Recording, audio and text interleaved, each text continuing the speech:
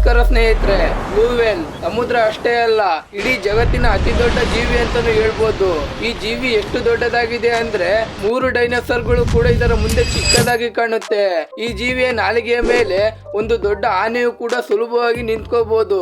ಇಲ್ಲಿಯವರೆಗೂ ವಿಜ್ಞಾನಿಗಳು ಹೇಳಿರೋ ಪ್ರಕಾರ ಅರ್ಜೆಂಟೈನೋಸಾರಸ್ ಎಂಬ ಜೀವಿಯು ಭೂಮಿಯ ಮೇಲೆ ವಾಸವಿದ್ದ ಅತ್ಯಂತ ದೊಡ್ಡ ಡೈನೋಸಾರ್ ಆಗಿತ್ತು. ಇದರ ತೂಕನೇ ಸುಮಾರು 70 ಟನ್ಗಳಷ್ಟು ಇತ್ತು. ಆದ್ರೆ ಇಂತಹ 3 ಅರ್ಜೆಂಟೈನೋಸಾರಸ್ ಗಳನ್ನ ಒಂದರ ಪಕ್ಕ ಒಂದು ನಿಲ್ಲಿಸಿದ್ರು ಕೂಡ ಈ ಬ್ಲೂ ವೇಲ್ ಗಳಿಗೆ ಸಮನಾಗಿರ್ಲಿಲ್ಲ. ಮತ್ತೆ ಇದು ಒಂದೇ ಸಲ 100 ರಿಂದ 200 ಟನ್ ಆಗುವಷ್ಟು ನೀರನ್ನ ನುಂಗಬಲ್ಲ ಜಗತ್ತಿನ ಏಕೈಕ ಜೀವಿಯಾಗಿದೆ. ಅಷ್ಟೇ ಅಲ್ಲದೆ ಇದರ ಹೃದಯದ ತೂಕವು ಒಂದು ಕುದುರೆಯ ತೂಕಕ್ಕೆ ಸಮ ಅಂತ ಹೇಳಲಾಗುತ್ತೆ. ಮತ್ತೆ ಇದರ ಹೃದಯದ ಒಂದು ಬಡಿತದಿಂದ ಸುಮಾರು 500 ಲೀಟರ್ ರಕ್ತ ಹರಿಯುತ್ತೆ. ಬ್ಲೂ ವೇಲ್ ಗಳ ಇನ್ನೊಂದು ಆಶ್ಚರ್ಯ ಪಡುವ ವಿಷಯ ಅಂದ್ರೆ ಈ ಬ್ಲೂ ವೇಲ್ ಗಳು ಒಂದು ಸಲ ಕೂಗಿದ್ರೆ 100 ಅಲ್ಲ 200 ಅಲ್ಲ ಸುಮಾರು 800 ಕಿಲೋಮೀಟರ್ ದೂರದವರೆಗೆ ಕೇಳುತ್ತೆ. ಆದ್ರೆ ಒಂದ್ ನಿಮಿಷ, ನಾನು ಈ ಸ್ಟೋರಿನ ಕೇವಲ ಇದರ ದೊಡ್ಡ ಗಾತ್ರದ ಬಗ್ಗೆ ಹೇಳ್ತೀನಿ ಅನ್ಕೊಂಡ್ರೆ ಅದು ನಿಮ್ಮ ತಪ್ಪು ಕಲ್ಪನೆ. ಯಾಕಂದ್ರೆ ಬ್ಲೂ ವೇಲ್ ಗಳು ಮೊದಲು ಭೂಮಿಯ ಮೇಲೆ ನಡೆಯುತ್ತಿದ್ದ ಒಂದು ಚಿಕ್ಕ ಜೀವಿಯಾಗಿತ್ತು. ಆದ್ರೆ ನಂತರ ಏನಾಯ್ತು, ಇದು ಸಮುದ್ರದಲ್ಲಿ ಈಜಲು ಶುರು ಮಾಡಿ ಜಗತ್ತಿನ ಅತಿ ದೊಡ್ಡ ಜೀವಿ ಆಗಿದ್ದಾದ್ರೂ ಹೇಗೆ? ಬನ್ನಿ ಈ ಬ್ಲೂ ವೇಲ್ ನ ಆ ಸೀಕ್ರೆಟ್ ಗಳನ್ನ ಇವತ್ತಿನ ಈ ವಿಡಿಯೋದಲ್ಲಿ ನೋಡ್ತಾ ಹೋಗೋಣ. ಸ್ಪೆಷಲ್ ಒನ್ ಕನ್ನಡ ಚಾನೆಲ್ಗೆ ಮತ್ತೊಮ್ಮೆ ಸ್ವಾಗತ. ಲಕ್ಷಾಂತರ ವರ್ಷಗಳ ಹಿಂದೆ ಭೂಮಿಯ ಮೇಲೆ ಡೈನೋಸಾರ್ ಗಳಂತಹ ಮಹಾಕಾಯ ಜೀವಿಗಳು ಬದುಕ್ತಾ ಇದ್ವು. ಅವುಗಳಲ್ಲಿ ಒಂದಾದ ಅರ್ಜೆಂಟೈನೋಸಾರಸ್ ಅನ್ನೋ ಜೀವಿ ಇತಿಹಾಸದಲ್ಲೇ ಭೂಮಿಯ ಮೇಲೆ ನಡೆಯುತ್ತಿದ್ದ ಅತಿ ದೊಡ್ಡ ಜೀವಿಯಾಗಿತ್ತು. ಇದರ ಉದ್ದನೆ ಸುಮಾರು 30 ರಿಂದ 35 ಮೀಟರ್ ಮತ್ತೆ ತೂಕ ಸುಮಾರು 70 ಟನ್, ಅಂದ್ರೆ ಒಂದು ದೊಡ್ಡ ಟ್ರಕ್ ಗಳಷ್ಟು ಭಾರ. ಆದ್ರೆ 3 ಅರ್ಜೆಂಟೈನೋಸಾರಸ್ ಗಳನ್ನ ಒಂದು ಸಾಲಲ್ಲಿ ನಿಲ್ಸಿದ್ರು ಕೂಡ ಅವುಗಳ ಒಟ್ಟಾರೆ ತೂಕ ಸುಮಾರು 210 ಟನ್ ಆಗುತ್ತೆ. ಈಗ ಆಶ್ಚರ್ಯದ ವಿಷಯ ಕೇಳಿ, ಒಂದು ಬ್ಲೂ ವೇಲ್ ತೂಕನು ಅಷ್ಟೇ ಇರುತ್ತೆ. ಹೌದು, 3 ಅರ್ಜೆಂಟೈನೋಸಾರಸ್ ಗಳಿಗೆ ಸಮವಾಗಿ ಒಂದು ಬ್ಲೂ ವೇಲ್ ಅಂತ ಅನ್ಬೋದು. ಆದ್ರೆ ಈ ಕತೆ ಇಲ್ಲಿಗೆ ಮುಗಿಯೋದಿಲ್ಲ. ಬ್ಲೂ ವೇಲ್ ಗಳು ಎಷ್ಟು ದೊಡ್ಡದಾಗಿದೆ ಅಂದ್ರೆ ಇದರ ಮುಂದೆ ಏರ್ಬಸ್ A320 ಹವಾಯಿ ಯಾನವು ಚಿಕ್ಕದಾಗಿ ಕಾಣುತ್ತೆ. ಇದರ ನಾಲಿಗೆಯ ತೂಕ ಒಂದು ಆನೆಯಷ್ಟಿರುತ್ತೆ, ಅಂದ್ರೆ ಸುಮಾರು 3 ಟನ್. ಇದರ ಹೃದಯ ಒಂದು ಕಾರಿನಷ್ಟು ದೊಡ್ಡದಾಗಿದೆ. ಸ್ವಲ್ಪ ಯೋಚನೆ ಮಾಡಿ ನೋಡಿ, ಒಂದು ಜೀವಿಯ ಹೃದಯನೇ ಅಷ್ಟು ದೊಡ್ಡದಾಗಿದೆ ಅಂದ್ರೆ ನೀವುಗಳು ಅದರೊಳಗೆ ಸುಲಭವಾಗಿ ನಿಂತ್ಕೋಬಹುದು. ಇಲ್ಲಿ ತನಕ ನಿಮ್ಗೆ ಗೊತ್ತಾಗಿರ್ಬೋದು ಈ ಬ್ಲೂ ವೇಲ್ ಗಳು ಭೂಮಿಯ ಅತಿ ದೊಡ್ಡ ಜೀವಿ ಅಂತ. ಆದ್ರೆ ಈಗ ನಿಮ್ಮ ಮನಸ್ಸಿಗೆ ಒಂದು ಪ್ರಶ್ನೆ ಬರ್ಬೋದು, ಇದು ಇಷ್ಟು ದೊಡ್ಡದಾಗಿ ಹೇಗೆ ಬೆಳೆಯುತ್ತಾ ಅಂತ? ಕೇವಲ ಸಮುದ್ರದ ಆಳದಲ್ಲಿ ತೇಲುತ್ತಿದ್ದರಿಂದನಾ ಅಥವಾ ಇದರ ಹಿಂದೆ ಯಾವುದಾದರೂ ವಿಜ್ಞಾನದ ರಹಸ್ಯ ಇದೆನಾ? ಮೊದಲಿಗೆ ವಿಜ್ಞಾನಿಗಳು ಕೂಡ ಇದೇ ಅನ್ಕೊಂಡಿದ್ರು, ನೀರಲ್ಲಿ ತೂಕ ಕಡಿಮೆ ಅನ್ಸುತ್ತೆ ಅದಕ್ಕೆ ಬ್ಲೂ ವೇಲ್ ಗಳು ಇಷ್ಟು ದೊಡ್ಡದಾಗಿ ಬೆಳೆದಿದೆ ಅಂತ. ಆದ್ರೆ ಅದು ಬರೀ ಅರ್ಧ ಸತ್ಯ ಅಷ್ಟೇ. ನಿಜವಾದ ಕಾರಣ ಅಂದ್ರೆ ಅದರ ವಿಶೇಷವಾದ ತಿನ್ನುವ ವಿಧಾನದಲ್ಲಿದೆ. ಅದೇ ಈ ಬ್ಲೂ ವೇಲ್ ಗಳನ್ನ ಸಮುದ್ರದ ರಾಜನನ್ನಾಗಿ ಮಾಡಿದ್ದು. ಆದ್ರೆ ಅದಕ್ಕೂ ಮೊದಲು ಇನ್ನೊಂದು ಕುತೂಹಲಕಾರಿ ಪ್ರಶ್ನೆಗೆ ಉತ್ತರ ನೋಡೋಣ. ನಿಮ್ಮಂಗೆ ನಾನು ಅನ್ಕೊಂಡಿದ್ದೆ ಬ್ಲೂ ವೇಲ್ ಗಳು ಜಗತ್ತಿನ ಅತಿ ದೊಡ್ಡ ಜೀವಿ ಅಷ್ಟೇ ಅಲ್ಲದೆ ಅತಿ ಉದ್ದನೆಯ ಜೀವಿ ಕೂಡ ಇದೇ ಆಗಿರುತ್ತೆ ಅಂತ. ಆದ್ರೆ ಇದು ಸುಳ್ಳು. ಯಾಕಂದ್ರೆ ಸಮುದ್ರದಲ್ಲಿ ಬ್ಲೂ ವೇಲ್ ಗಿಂತನೂ ಉದ್ದನೆಯ ಜೀವಿ ಒಂದಿದೆ. ಸಮುದ್ರದ ಆಳದಲ್ಲಿ ಬೂಟ್ಲೆಸ್ ವರ್ಮ್ ಅನ್ನೋ ಜೀವಿ 55 ಮೀಟರ್ ಉದ್ದದವರೆಗೆ ಬೆಳೆಯುತ್ತೆ. ಆದ್ರೆ ಇದರ ತೂಕ ಬ್ಲೂ ವೇಲ್ ಮುಂದೆ ಒಂದು ಚಿಟ್ಟೆಯಷ್ಟು ಇಲ್ಲ. ಅದಕ್ಕೆ ವಿಜ್ಞಾನಿಗಳು ನಿರ್ಧಾರ ಮಾಡ್ತಾರೆ, ಅತಿ ದೊಡ್ಡ ಎಂಬ ಪದವನ್ನ ತೂಕದ ಆಧಾರದ ಮೇಲೆ ನಿರ್ಧರಿಸೋಣ ಅಂತ. ಹಾಗಾಗಿ ಈ ರೇಸ್ ನಲ್ಲಿ ಬ್ಲೂ ವೇಲ್ ಗಳು ಗೆಲ್ಲುತ್ತೆ. ಬ್ಲೂ ವೇಲ್ ದೇಹವೇ ಒಂದು ಸೈನ್ಸ್ ಫ್ಯಾಕ್ಷನ್ ಮೂವಿ ತರ ಇದೆ. ಇದರ ಸರಾಸರಿ ತೂಕನೇ ಸುಮಾರು 150 ಟನ್ ಮತ್ತೆ ಗರಿಷ್ಠ ತೂಕ 200 ಟನ್ ವರೆಗಿರುತ್ತೆ. ಇದರ ಉದ್ದ 30 ಮೀಟರ್ ಇರುತ್ತೆ. ಇದರ ನಾಲಿಗೆಯ ತೂಕನೇ 3 ಟನ್ ಇದೆ, ಅಂದ್ರೆ ಒಂದು ದೊಡ್ಡ ಆನೆಗೆ ಸಮ.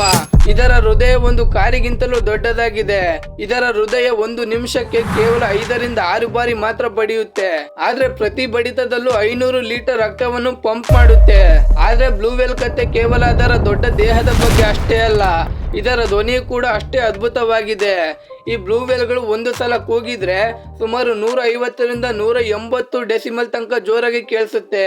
ಅಂದ್ರೆ ಈ ಬ್ಲೂ ವೇಲ್ ಗಳು ಒಂದು ಸಲ ಕೂಗಿದ್ರೆ 100 ಅಲ್ಲ 200 ಅಲ್ಲ ಸುಮಾರು 800 ಕಿಲೋಮೀಟರ್ ದೂರದವರೆಗೆ ಕೇಳುತ್ತೆ. ಅಂದ್ರೆ ನೀವು ಬೆಂಗಳೂರಲ್ಲಿ ಇದ್ರೆ ಯಾರೋ ಮುಂಬೈಯಿಂದ ಮಾತಾಡ್ತಿರುವಂತೆ.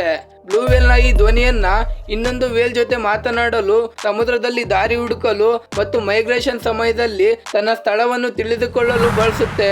ಬ್ಲೂ ವೇಲ್ ಒಂದು ಮೀನಲ್ಲ, ಇದು ಒಂದು ಮ್ಯಾರಿನ್ ಮಾಮಲ್. ಅಂದ್ರೆ ಇದು ಮೊಟ್ಟೆ ಇಡುವುದಿಲ್ಲ, ಮಕ್ಕಳಿಗೆ ಜನ್ಮ ನೀಡುತ್ತೆ. ಒಂದು ಬ್ಲೂ ವೇಲ್ ಹುಟ್ಟಿದಾಗಲೇ ಅದು ಅನೇಕ ಪ್ರಾಣಿಗಳನ್ನು ಗಾತ್ರದಲ್ಲಿ ಮೀರಿಸುತ್ತೆ. ಅದರ ತೂಕನೇ ಸುಮಾರು 2 ರಿಂದ 3 ಟನ್ ಮತ್ತೆ ಉದ್ದ 7 ರಿಂದ 8 ಮೀಟರ್ ಇರುತ್ತೆ. ಪ್ರತಿದಿನ ಈ ಮಗು 90 ಕೆಜಿ ತೂಕ ಹೆಚ್ಚಿಸಿಕೊಳ್ಳುತ್ತೆ ಮತ್ತು 400 ಲೀಟರ್ ಹಾಲು ಕುಡಿಯುತ್ತೆ. ಈ ಹಾಲಿನ ವಿಶೇಷತೆ ಏನಂದ್ರೆ ಅದು ಟೂತ್ ಪೇಸ್ಟ್ ತರ ದಪ್ಪವಾಗಿರುತ್ತೆ. ಆ ಹಾಲಿನಲ್ಲಿ ಹಸು ಹಾಲಿಗಿಂತ 10 ಪಟ್ಟು ಹೆಚ್ಚು ಫ್ಯಾಟ್ ಇರುತ್ತೆ. ಹುಟ್ಟಿದಾಗಲೇ ಇಷ್ಟು ದೊಡ್ಡದಾಗಿದ್ರೆ ಅದು ಕೆಲವೇ ತಿಂಗಳ ನಂತರ ಎಷ್ಟು ದೊಡ್ಡದಾಗಬಹುದು ಅಂತ ಸ್ವಲ್ಪ ಯೋಚನೆ ಮಾಡಿ ನೋಡಿ. ಬ್ಲೂ ವೇಲ್ ಗಳಿಗೆ ಒಂದೇ ಒಂದು ಮನೆ ಇಲ್ಲ. ಇದು ಜಗತ್ತಿನ ಎಲ್ಲಾ ಮಹಾಸಾಗರಗಳನ್ನು ಸಂಚರಿಸುತ್ತೆ. ಬೇಸಿಗೆಯಲ್ಲಿ ಇದು ಆರ್ಟಿಕ್ ಮತ್ತು ಅಂಟಾರ್ಟಿಕಾ ಪ್ರದೇಶಗಳಿಗೆ ಹೋಗುತ್ತೆ. ಚಳಿಗಾಲದಲ್ಲಿ ಇಕ್ವಿಟರ್ ಮತ್ತೆ ಟ್ರೋಪಿಕಲ್ ಪ್ರದೇಶಗಳಿಗೆ ಹೋಗುತ್ತೆ. ಪ್ರತಿ ವರ್ಷ ಬ್ಲೂ ವೇಲ್ ಗಳು ಸಾವಿರಾರು ಕಿಲೋಮೀಟರ್ ಪ್ರಯಾಣ ಮಾಡುತ್ತೆ. ಆದ್ರೆ ಇಷ್ಟು ದೊಡ್ಡ ಪ್ರಯಾಣಕ್ಕೆ ಬಹಳಷ್ಟು ಆಹಾರ ಬೇಕಾಗುತ್ತೆ. ಈಗ ಬರುತ್ತೆ ನಿಜವಾದ ಪ್ರಶ್ನೆ, ಅಂದ್ರೆ ಇದರ ವಿಶೇಷವಾದ ತಿನ್ನುವ ವಿಧಾನ ಯಾವುದು ಅಂತ. ಬ್ಲೂ ವೇಲ್ ಗಳು ಎಷ್ಟು ದೊಡ್ಡದಾದರೂ ಇದರ ಆಹಾರ ಮಾತ್ರ ಒಂದು ಚಿಕ್ಕ ಜೀವಿ, ಅದೇ ಕ್ರಿಲ್ ಗಳು. ಇದು ಒಂದು ಸಣ್ಣ ಜಿಂಜೆ ತರಹದ ಜೀವಿ. ಬ್ಲೂ ವೇಲ್ ಗಳು ತನ್ನ ಆಹಾರ ತಿನ್ನುವಾಗ ತನ್ನ ದೊಡ್ಡ ಬಾಯಿಯನ್ನು ತೆರೆದು ಸುಮಾರು 200 ಟನ್ ನೀರನ್ನ ಬಾಯಿಯ ಒಳಗೆ ಎಳೆದುಕೊಳ್ಳುತ್ತೆ. ನಂತರ ಅದರ ಬಲೀನ್ ಫ್ಲಾಟ್ ಎಂಬ ನೈಸರ್ಗಿಕ ಫಿಲ್ಟರ್ ಮೂಲಕ ನೀರನ್ನ ಹೊರ ಹಾಕುತ್ತೆ. ಆದ್ರೆ ಕ್ರಿಲ್ಗಳು ಮಾತ್ರ ಹಾಗೆ ಒಳಗೆ ಉಳಿದುಕೊಳ್ಳುತ್ತೆ. ಒಂದು ದಿನಕ್ಕೆ ಇದು ಸುಮಾರು 4 ಟನ್ ಆಗುವಷ್ಟು ಕ್ರಿಲ್ಗಳನ್ನ ತಿನ್ನುತ್ತೆ. ಇದರ ತಿನ್ನುವ ವೇಗ ನಿಧಾನವಾಗಿರ್ಬೋದು, ಆದ್ರೆ ಒಂದೇ ಸಲ ತುಂಬಾ ಪ್ರಮಾಣದ ಆಹಾರವನ್ನು ತೆಗೆದುಕೊಳ್ಳುತ್ತೆ. ಇನ್ನೊಂದು ಇಂಟ್ರೆಸ್ಟಿಂಗ್ ವಿಷಯ ಅಂದ್ರೆ ಬ್ಲೂ ವೇಲ್ ಗಳು ತನ್ನ ಮೇಲೆ ದಾಳಿ ಮಾಡದ ಜೀವಿಗಳನ್ನು ಮಾತ್ರ ತಿನ್ನಬಲ್ಲದು. ಅಂದ್ರೆ ಅದರ ಬೇಟೆ ಬರೀ ಸಣ್ಣ ಕ್ರಿಲ್ಗಳು ಮಾತ್ರ. ಇಷ್ಟು ಚಿಕ್ಕ ಆಹಾರ ತಿನ್ನುವ ಜೀವಿ ಇಷ್ಟು ದೊಡ್ಡದಾಗಿ ಹೇಗೆ ಬೆಳೆಯಿತು ಅಂತ ಯೋಚನೆ ಬರ್ಬೋದು. ಮೊದಲಿಗೆ ವಿಜ್ಞಾನಿಗಳು ಕೂಡ ಇದು ಇಷ್ಟು ದೊಡ್ಡದಾಗಿ ಬೆಳೆಯಲು ನೀರೇ ಕಾರಣ ಅಂತ ಅನ್ಕೊಂಡಿದ್ರು. ಆದ್ರೆ ಹೊಸದಾಗಿ ಮಾಡಿರೋ ರಿಸರ್ಚ್ ನ ಪ್ರಕಾರ ಏನ್ ಹೇಳಿದ್ರು ಅಂದ್ರೆ ಇದರ ನಿಜವಾದ ಸೀಕ್ರೆಟ್ ಅಂದ್ರೆ ಫಿಲ್ಟರ್ ಫೀಡಿಂಗ್. ಅಂದ್ರೆ ಕಡಿಮೆ ಎನರ್ಜಿ ಬಳಸ್ಕೊಂಡು ತುಂಬಾ ಪ್ರಮಾಣದ ಆಹಾರವನ್ನು ಪಡೆಯುವುದು. ಅದು ಯಾವ ತರ ಅಂದ್ರೆ ಹಸುಗಳು ಹುಲ್ಲನ್ನು ತಿಂದು ಎನರ್ಜಿ ಪಡೆಯುವಂತೆ ಬ್ಲೂ ವೇಲ್ ಗಳು ಕ್ರಿಲ್ ಅನ್ನು ಫಿಲ್ಟರ್ ಮಾಡಿ ಅಪಾರ ಪ್ರಮಾಣದ ಆಹಾರವನ್ನು ಪಡೆಯುತ್ತೆ. ಇದೇ ಅದರ ದೊಡ್ಡತನದ ನಿಜವಾದ ಸೀಕ್ರೆಟ್. ಅಂದ್ರೆ ಸುಮಾರು 3 ಕೋಟಿ ವರ್ಷಗಳ ಹಿಂದೆ ಬಲೀನ್ ವೇಲ್ ಅಭಿವೃದ್ಧಿ ಹೊಂದಲು ಆರಂಭವಾಗುತ್ತೆ. ನಂತರ ಸುಮಾರು 30 ಲಕ್ಷ ವರ್ಷಗಳ ಹಿಂದೆ ಐಸ್ ಏಜ್ ಶುರುವಾಗುತ್ತೆ. ಸಮುದ್ರ ತಣ್ಣಗಾಗುತ್ತೆ. ಇದರಿಂದ ಸಮುದ್ರದ ಜೀವ ಜಗತ್ತು ಬದಲಾಗುತ್ತೆ. ಬ್ಲೂ ವೇಲ್ ಗಳು ಆಹಾರ ಮತ್ತು ರೀಪ್ರೊಡಕ್ಷನ್ ಗಾಗಿ ತುಂಬಾ ದೂರ ಪ್ರಯಾಣ ಮಾಡಬೇಕಾಗುತ್ತೆ. ಅದಕ್ಕೆ ದೊಡ್ಡ ದೇಹ, ಹೆಚ್ಚು ಶಕ್ತಿ ಮತ್ತು ಶ್ರಮಿನದ ಅಗತ್ಯ ಇರುತ್ತೆ. ಇದರ ದೊಡ್ಡ ದೇಹದಿಂದ ಇದಕ್ಕೆ ತುಂಬಾ ಉಪಯೋಗವಾಗುತ್ತೆ. ಅದರಲ್ಲೂ ತುಂಬಾ ದೂರ ಪ್ರಯಾಣ ಮಾಡಬಹುದು, ಹೆಚ್ಚು ಆಹಾರ ಸಂಗ್ರಹಿಸಬಹುದು, ಶಿಕಾರಿಗಳ ಭಯ ತುಂಬಾ ಕಡಿಮೆ ಇರುತ್ತೆ. ಈ ರೀತಿಯಾಗಿ ಲಕ್ಷಾಂತರ ವರ್ಷಗಳಲ್ಲಿ ಬ್ಲೂ ವೇಲ್ ಗಳು ತಮ್ಮನ್ನು ತಾವು ಇನ್ನಷ್ಟು ದೊಡ್ಡದಾಗಿಸಿಕೊಳ್ಳುತ್ತೆ. ಆದ್ರೆ 100 ವರ್ಷಗಳ ಹಿಂದೆ ಬ್ಲೂ ವೇಲ್ ಗಳು ಈಗ ಇರುವುದಕ್ಕಿಂತ ದೊಡ್ಡದಾಗಿದ್ವು. ಅವುಗಳ ಉದ್ದ ಸುಮಾರು 33 ಮೀಟರ್ ಮತ್ತೆ 210 ಟನ್ಗಳವರೆಗೆ ತೂಕ ಇದ್ವು. ಆದ್ರೆ ನಂತರ ಶುರುವಾಗಿದ್ದೆ ವೇಲಿಂಗ್ ಯುಗ. 8ನೇ ಶತಮಾನದಲ್ಲಿ ಬ್ಲೂ ವೇಲ್ ಗಳ ಬೇಟೆ ಆರಂಭವಾಗುತ್ತೆ. 16ನೇ ಶತಮಾನಕ್ಕೆ ಅದು ಒಂದು ದೊಡ್ಡ ಇಂಡಸ್ಟ್ರಿಯಾಗಿ ಬೆಳೆಯುತ್ತೆ. 20ನೇ ಶತಮಾನದಲ್ಲಿ ಪರಿಸ್ಥಿತಿ ಭಯಾನಕವಾಗುತ್ತೆ. ಜನಗಳು ಬ್ಲೂ ವೇಲ್ ಅನ್ನು ಅದರ ಮೀಟ್, ಆಯಿಲ್ ಮತ್ತೆ ಬಲೀನ್ ಫ್ಲಾಟ್ ಗಳಿಗಾಗಿ ಕೊಲ್ತಿದ್ರು. 1930ರಲ್ಲಿ ಒಂದೇ ವರ್ಷದಲ್ಲಿ ಸುಮಾರು 500ಕ್ಕೂ ಹೆಚ್ಚು ಬ್ಲೂ ವೇಲ್ ಗಳನ್ನ ಕೊಲ್ಲಲಾಗುತ್ತೆ. ಈ ಬೇಟೆಗಳಿಂದ ಬ್ಲೂ ವೇಲ್ ಗಳು ವಿನಾಶದ ಅಂಚಿಗೆ ಬರುತ್ತೆ.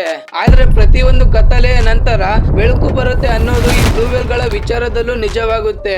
1982ರಲ್ಲಿ ಇಂಟರ್ ನ್ಯಾಷನಲ್ ವೇಲಿಂಗ್ ಕಮಿಷನ್ ಬೇಟೆಯ ಮೇಲೆ ಬ್ಯಾನ್ ಪ್ರಸ್ತಾಪ ಮಾಡುತ್ತೆ. 1986ರಲ್ಲಿ ಆ ಬ್ಯಾನ್ ಜಗತ್ತಿನಾದ್ಯಂತ ಜಾರಿಗೆ ಬರುತ್ತೆ. ಆದ್ರೆ 1926ರಲ್ಲಿ ಬ್ಲೂ ವೇಲ್ ಗಳ ಸಂಖ್ಯೆ ಸುಮಾರು 1.5 ಲಕ್ಷಕ್ಕಿಂತ ಜಾಸ್ತಿ ಇದ್ವು. ಆದ್ರೆ ಇವಾಗ ನೋಡಿದ್ರೆ 20,000ದಿಂದ 25,000 ಬ್ಲೂ ವೇಲ್ ಗಳು ಮಾತ್ರ ಉಳಿದಿವೆ. ಇವಾಗ ಇವುಗಳು ಮುಖ್ಯವಾಗಿ ಅಂಟಾರ್ಟಿಕಾ ಮತ್ತು ನಾರ್ತ್ ಪೆಸಿಫಿಕ್ ಪ್ರದೇಶಗಳಲ್ಲಿ ಕಂಡು ಬರುತ್ತೆ. ಆದ್ರೆ ಇಲ್ಲಿ ಪ್ರಶ್ನೆ ಏನು ಅಂದ್ರೆ ಬ್ಲೂ ವೇಲ್ ಗಳು ಕೇವಲ ಒಂದು ಪ್ರಾಣಿ ಅಷ್ಟೇ ಅಲ್ಲ, ಇದು ಒಂದು ಎಚ್ಚರಿಕೆ, ಒಂದು ಜವಾಬ್ದಾರಿ ಮತ್ತೆ ಈ ಭೂಮಿಯ ಸಮತೋಲನದ ಒಂದು ಆಶಯ. ಹಾಗಿದ್ರೆ ಈ ಆಶಯವನ್ನ ಜೀವಂತವಾಗಿರಿಸೋಣ, ಪ್ರಕೃತಿಯನ್ನು ಉಳಿಸೋಣ ಮತ್ತೆ ಬ್ಲೂ ವೇಲ್ ನ ಈ ಕಥೆಯನ್ನ ಇಡೀ ಜಗತ್ತಿಗೆ ತಲುಪಿಸೋಣ. ನಿಮ್ಗೆ ಬ್ಲೂ ವೇಲ್ ನ ಈ ಸ್ಟೋರಿ ಇಷ್ಟ ಆಯ್ತು ಅಂದ್ರೆ ಒಂದು ಲೈಕ್ ಮುಖಾಂತರ ತಿಳಿಸಿ. ಮತ್ತೆ ಮುಂದಿನ ವಿಡಿಯೋ ಯಾವ ಟಾಪಿಕ್ ಮೇಲೆ ಬೇಕು ಅಂತ ಕಾಮೆಂಟ್ ನಲ್ಲಿ ತಪ್ಪದೇ ಹಾಕಿ. ಹಾಗೆ ಇಂತ ಮತ್ತಷ್ಟು ಇನ್ಫಾರ್ಮೇಟಿವ್ ವಿಡಿಯೋಗಳಿಗಾಗಿ ನನ್ನ ಚಾನೆಲ್ ನ ಸಬ್ಸ್ಕ್ರೈಬ್ ಮಾಡ್ಕೊಳ್ಳಿ.